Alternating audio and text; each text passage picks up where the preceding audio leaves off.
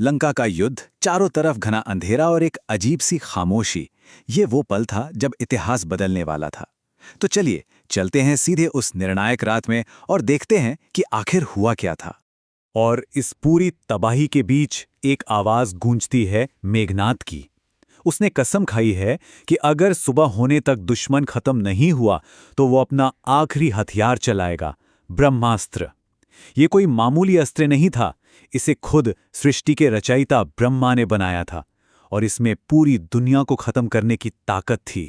तो अब सवाल ये था कि इस महाविनाश को रोकेगा कौन? जब ब्रह्मांड का सबसे ताकतवर हथियार चलने वाला हो, तो भला कौन है जो उसके सामने खड़े होने की हिम्मत करेगा? और यहीं से कहानी का पहला हिस्सा शुरू होता है, ब्रह्मास्त्र का प्रलय। ये सिर्फ एक हथियार का चलना नहीं था, ये तो दो अलग अलग सोच की जबरदस्त टक्कर थी। देखिए, एक तरफ थे श्री राम, जो धर्म की बात करते हैं। वो कहते हैं, मैं इस हथियार का इस्तेमाल अपने बदले के लिए नहीं कर सकता, इससे न जाने कितने बेगुनाह लोग मारे जाएंगे। और दूसरी तरफ है मेघनाद, जिससे सिर्फ जीत चाहिए। वो कहता है, तबाही होती है तो हो जाए, मुझे तो बस ये जंग जीतनी है। ये धर्म और जीत की लड़ाई थी, जो आज भी उतनी ही सच्ची लगती है। और फिर मेघनाद ब्रह्मास्त्र चला ही देता है। आसमान में एक ऐसी रोशनी चमकती है, एक ऐसी ऊर्जा पैदा होती है जो सिर्फ सेनाओं को नहीं बल्कि पूरी सृष्टि को निगल जाने के लिए तैयार थी। हर तरफ चीख पुकार मच जाती है, यहां तक कि देवता भी घबरा जाते हैं। लेकिन कहते हैं ना कि जब अंधेरा सबसे घना होता है, तभी उम्मीद की एक किरण भी दिखती है।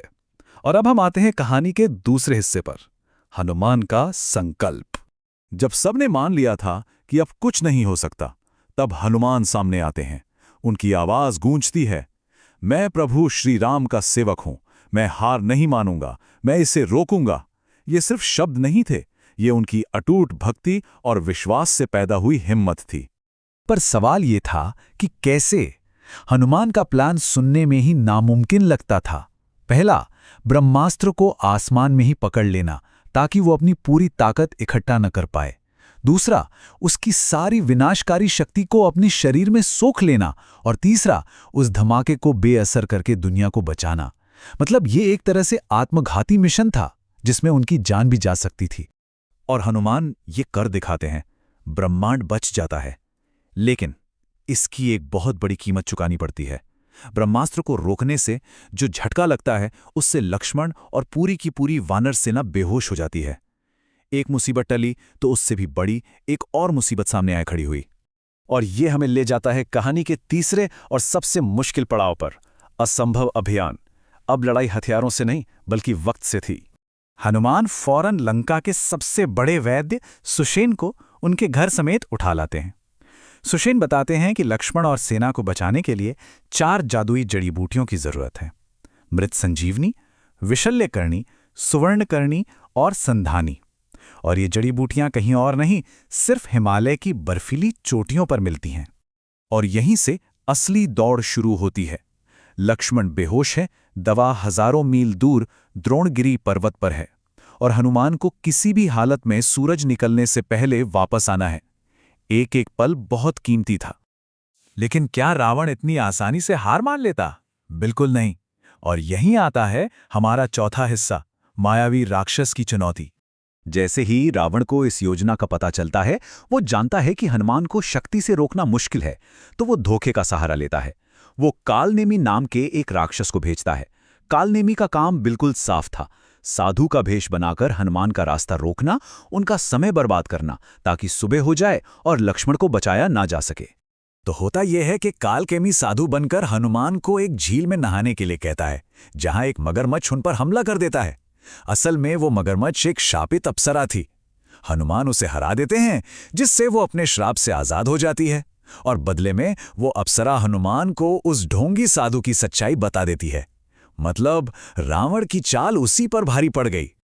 अब हम पहुंचते हैं कहानी के उस हिस्से पर जहां सब कुछ दांव पर लगा था। 5वां खंड, पर्वत और बाण। हनुमान द्रोणगिरी पर्वत पहुंच तो गए, लेकिन वहां एक और बड़ी मुसीबत उनका इंतजार कर रही थी।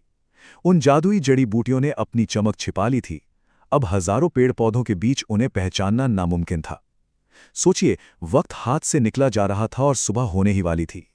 और जब सारे रास्ते बंद हो गए, तब हनुमान ने वो किया जिसकी किसी ने कल्पना भी नहीं की थी। उन्होंने जड़ी बूटियां ढूंढने में वक्त बर्बाद करने के बजाय अपने प्रभु का नाम लिया और पूरा का पूरा पहाड़ ही उठा लिया। ये भक्ति और संकल्प की वो ताकत थी जिसने नामुमकिन को भी मुमकिन कर दिखाया। लेकिन कहानी में अभी एक और मोड़ आना बाकी था। जब हनुमान पहाड़ लेकर अयोध्या के ऊपर से गुजर रहे थे तो श्री राम के भाई भरत ने उन्हें आसमान में उड़ता देख कोई राक्षस समझा और तीर चलाकर नीचे गिरा दिया। देखिए कैसी विडंबना है, एक अपने की ही गलती से पूरा मिशन लगभग फेल हो गया था। और अब आता है कहानी का आखिरी हिस्सा, जहां अंधेरा छटता है और एक नई सुबह होती है, संजीवनी से नवजीवन। जैसे ही हनुमान जमीन पर गिरे, उन्होंने श्री राम का नाम लिया। ये सुनते ही भरत को अपनी गलती का एहसास हुआ। हनुमान ने उन्हें जल्दी से सब कुछ समझाया और भरत के आशीर्वाद से अपनी पूरी ताकत लगाकर ठीक सूरज उगने से पहले लंका पहुंच गए। इसके बाद जो हुआ वो वाकई एक चमत्कार था। सुषेण ने फौरन जड़ी बूटियों को पहचाना और लक्ष्मण के साथ साथ पूरी वानर सेना को फिर से जिंदा कर दिया। इतना ही नहीं, हनुमान ने ये खबर भी दी कि माता सीता बिल्कुल ठीक हैं, जिससे मेघनाद का फैलाया हुआ झूठ भी टूट गया। श्री राम की निराशा उम्मीद और जीत के नए इरादे में बदल गई। और जब सब उनके इस कारनामे की तारीफ कर रहे थे, तब हनुमान ने बड़ी विनम्रता से कहा, ये मेरी ताकत नहीं है, मेरी ताकत तो खुद प्रभु श्री राम है। ये तो उनकी कृपा है जो मुझसे ये सब करवाती है, और यही उनकी निस्वार्थ भक्ति का सबसे बड़ा सबूत है। तो ये कहानी हमें एक सवाल के साथ छोड़ जाती है। निस्वार्थ भक्ति और अपने कर्तव्य के प्रति अटूट लगन की शक्ति असल में क्या कुछ हासिल कर सकती है? शायद वो सब कुछ जिसकी हम कल्पना भी नहीं कर सकते।